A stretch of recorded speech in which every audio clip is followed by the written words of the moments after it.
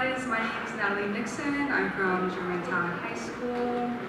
I'm also very nervous today, so I apologize for that. So I grew up a military kid, right? I moved schools, locations my whole life. Every 2 or 3 years, the longest I ever lived in one spot was when I lived overseas.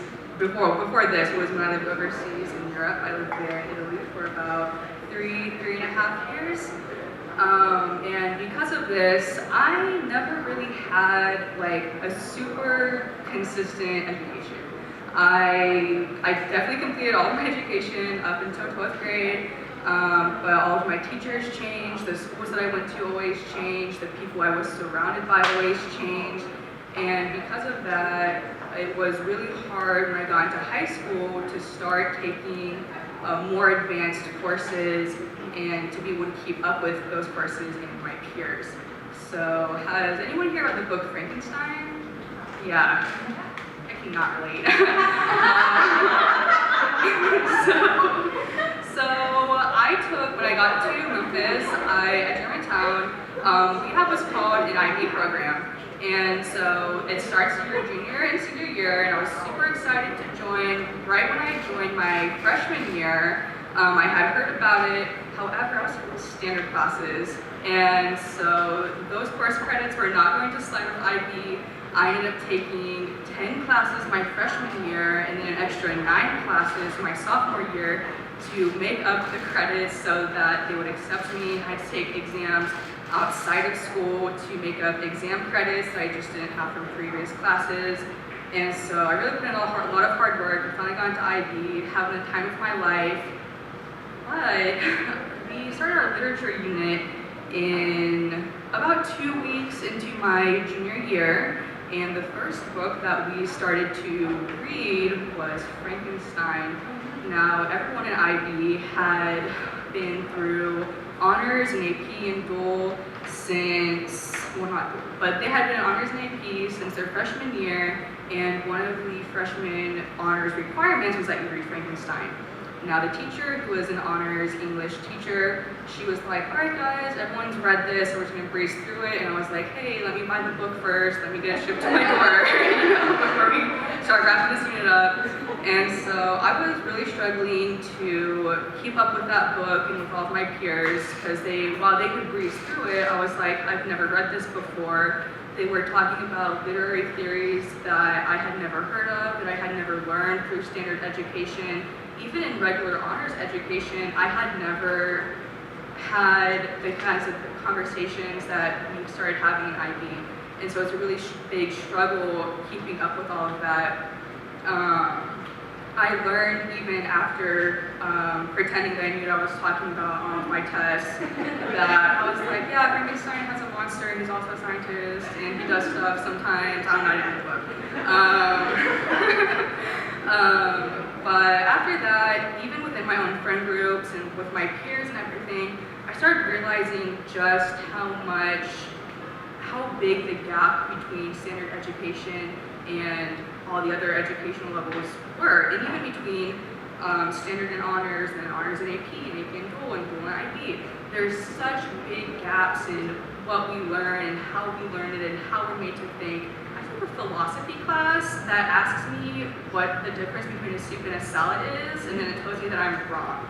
So I was like, and then it's like, it's not what it is, it's how we eat it. And I'm like, a soup's a soup and a salad's a salad. Like I don't know where tater tots fall into this, you know, I don't know what to talk about. And so a lot of that was kind of figuring out who I was as a person and how my education had affected me and affected my peers. There were a lot of conversations with my peers, even outside of school, that I couldn't feel comfortable participating in because they would be saying these 18-syllable words, and I was like, I don't know what that is, slow down. And I kind of realized, wow, this is not good, guys. This is not good at all. I actually ended up going, I worked with Can. It was a really great opportunity, and I went to the capital in Nashville, and I fought for educational inequalities within Memphis, and that was a really cool experience. And through that, and then through being an IB and then honors and standard, I learned that the differences within our education was massive, both in how we're taught and the way that we treat each other. So within IB, it's really hard.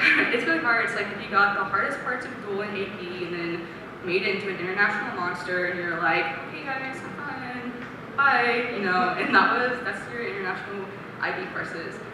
And well, because of that, there's a lot of mistreatment towards people who aren't in higher academic courses. I don't know if any of you guys have ever seen that either when you were in school, or I know a lot of you guys are educators, so a lot of you guys may have seen students or other teachers mistreating other students for not being on certain academic levels.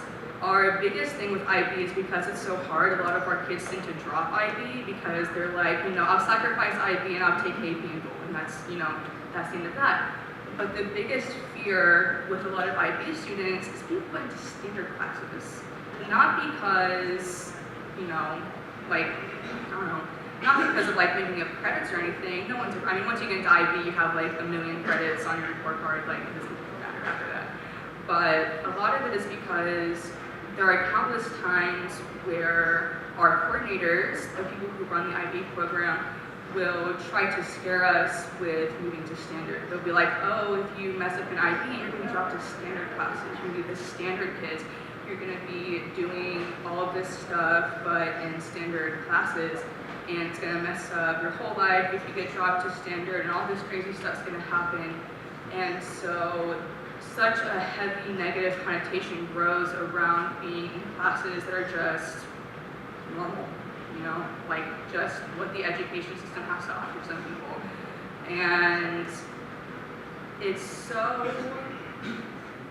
upsetting, especially as someone who was in standard classes, to see how even teachers who teach both honors and standard will talk to us and be like, I hate my standard classes. Those students, they're so disruptive, they don't listen, they never turn in their work on time, like they don't try to academically challenge themselves.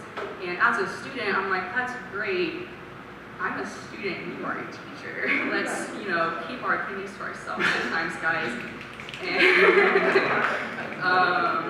And you know, it's kind of like a lot of teachers do like to cross that line between am I your teacher or am I your friend, and you can be both, but let's not try to talk bad about your other students to me, please.